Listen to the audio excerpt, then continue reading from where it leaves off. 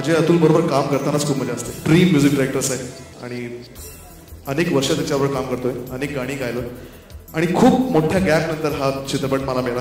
त्याचं गाणं मिळालं आणि मी आणि योगिता आमचं हे ड्युएट आहे. खूप सुंदर गाणं आहे, होळीचं गाणं आहे. आणि मी जितकं गाणं सुंदर तितकं मी जास्त उत्सुक आहे हे गाणं कसं दिसतंय पडद्यावर. So even I am very excited about it. आणि मला ही ड्रीम कम ट्रू असाच दरवेळेलाच अनुभव जेव्हा जेव्हा मी त्यांच्याबरोबर काम केलं आहे तेव्हा प्रत्येक वेळेला हाच अनुभव मी घेतला आहे. कारण कुठल्याही कलाकाराला, गायिकेला, गायकाला त्यांच्याबरोबर काम करण्याची खूप इच्छा असते आणि कितीही वेळा गायलं तरी पुन्हा पुन्हा गायची इच्छा असते. मी खूप वर्षांनी त्यांच्याकडे आता गायले हे डुएट आणि मला खूप आवडलं आणि खूप मजा आली.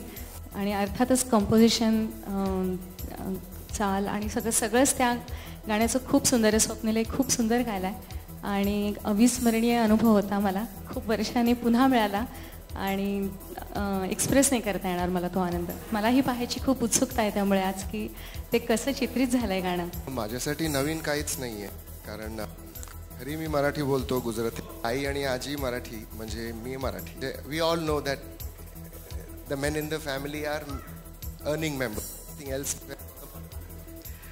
काय रे बाबा चालू होणार, मग तिथे ते लोक म्हणणार. माझ्यासाठी म्हणजे it was a beautiful experience. कारण when you ask the great Lataji and Ashaji, when you ask them about Hindi songs, they are excited, but when you ask them about Maraठी songs, they are even more excited. So माझ्यासाठी पण तसंच आहे. माझ्यासाठी गाणं आहे, कुठली language आहे is not important, as long as I can put my soul into it.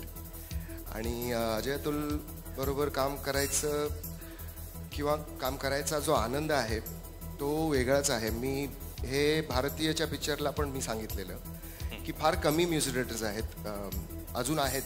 Ajay Atul primarily because मी त्यांना 15 वर्षापासून ओळखतो. आम्ही सुरुवात सावरखेडनी आम्ही केली, तेव्हापासून आजपर्यंत काहीच बदल नाही आहे. They are probably one of the very few composers जी आर्टिस्टसाठी गाणी लिहितात. म्हणजे जर माझ्यासाठी गाणी केलं तर ते सोनूला जेव्हा जर सोनू गाणार for example, it will sound that something is a problem. If Sonu sings, if someone else sings a song that was made for Sonu by Ajay Atul, you will feel that this song was something's missing. So that is rare, and that used to happen with the legends, Madanji, S.D. Burman, R.D. Burman, and I think presently I think Ajay Atul and a couple of more. खोटं म्हणायचं म्हणजे कितीतरी आम्ही भाषात गातो आणि म्हणजे you ask your mother what did she cook yesterday, she'll not remember. It's like that. Or ask your father what did you tell me what you ate last night. So you'll have to think. So I sang this song 8 months ago. अजयला विचार, कारण अजय मला अजयने जेव्हा मला ह्या गाण्यासाठी बोलवलं, ए नालायका तूच गाऊ शकतो हे गाणं असं तो बोलला, तर अजयलाच सांगावं गायला. पण मी तुझ्यासारखं स्निक प्रिव्ह्यू नाही घेतला, म्हणजे मला आठवण नाही. पण रिलीज झाल्यानंतर परत बोलव, मग मी गाऊन दाखव. पण लिरिक्स पीस मिल मध्ये आलेले आम्हाला. तो गोव्यात होता. त्याच्यानंतर कोणी काय लिहिलं ते केडी चूप गाडगी लूप म्हणतो ना. आमच्याकडनं बरीच गॅप पण झाली होती आणि अग्निपथ नंतर थोडंसं आम्ही आमच्या पर्सनल गोष्टींमध्ये व्यस्त होतो. ॲक्च्युली हे काम आम्ही सुरू केलं त्याला झालं 1-1.5 वर्ष झालं. म्हणजे हे काम सुरू होऊन लयभारी पिक्चर आम्ही गाणी सुरू केली, त्याच्यावर काम करणं सुरू झालं, त्याला वेळ गेला त्याच्यामध्ये. आणि इतकी व्हरायटी, म्हणजे नटरंगाचं जॉनर तसं म्हणलं तर एक तमाशा आणि त्याच्या आजूबाजूच्या अशा पद्धतीत होतं. पण याच्यामध्ये या चित्रपटामध्ये व्हरायटी खूप होती, म्हणजे वेगवेगळ्या जॉनरची गाणी करायची संधी मिळाली. आणि मग त्याच्यामध्ये रोमॅन्टिक सॉन्ग आहे, त्याच्यामध्ये एक सिड्युसिंग सॉन्ग आहे. त्यात आत्ता तुम्ही ऐकलं ते पंढरपूरच्या विठ्ठलासाठी आम्हाला काहीतरी खूप इच्छा होती, विठ्ठलासाठी काहीतरी कधीतरी गाणं आमच्या हातून व्हावं, तर ते एक या निमित्ताने पूर्ण झालं. आणि अजून एक महत्त्वाची गोष्ट होती, म्हणजे आपल्या सगळ्यांचाच आवडता म्हणजे आपला हिरो तो पहिल्यांदाच मराठीमध्ये लॉन्च होणार होता. तर त्यामुळे त्यासाठी एक वेगळीच जबाबदारी होती. हा चित्रपट आणि हे म्युझिक आमच्यासाठी सगळं घरातलेच लोक करतायत आणि घरातल्याच लोकांची सगळी जबाबदारी आमच्यावर आल्यासारखा असा एक फील होता.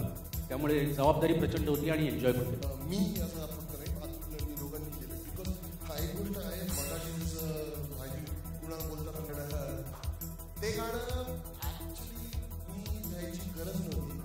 आला करून गुरुला सांगितलं आणि ॲक्च्युली मी कुणाला 3 दिवस डेट दिलं. आज गुरु झालं गाणं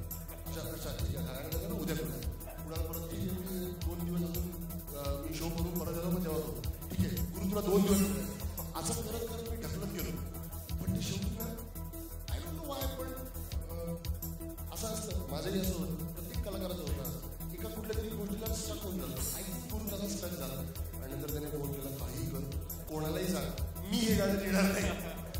म्हटलं आता मी गाणं तर नाही काढू शकत. सो विचार करायला लागला काय करता काय करता. पण ते गाणं करताना आम्ही पूर्वी बोलताना अजून एक आमच्यातला कलाकार अजून इथे आलेले नाही, मी येतेच ते सांगतो. तर मी त्यांच्याशी बोलताना मला सांगितलं की आपली जी पहिली कन्सेप्ट होती की तो त्या मुलाला एका इंडियन देशी मुलीशी लग्न करायचं. सो पण त्याच टाईमवर काहीतरी करूया का गाणं.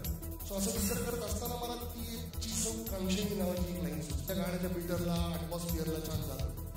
मग त्याच्यातलं गाणं असं काही फार बिग डील नव्हती. आय थिंक ते गाणं लिहायला एक नॉनसेन्स आणि एक क्यूटनेस हवा होता. सो आय थिंक आमच्यात आहे.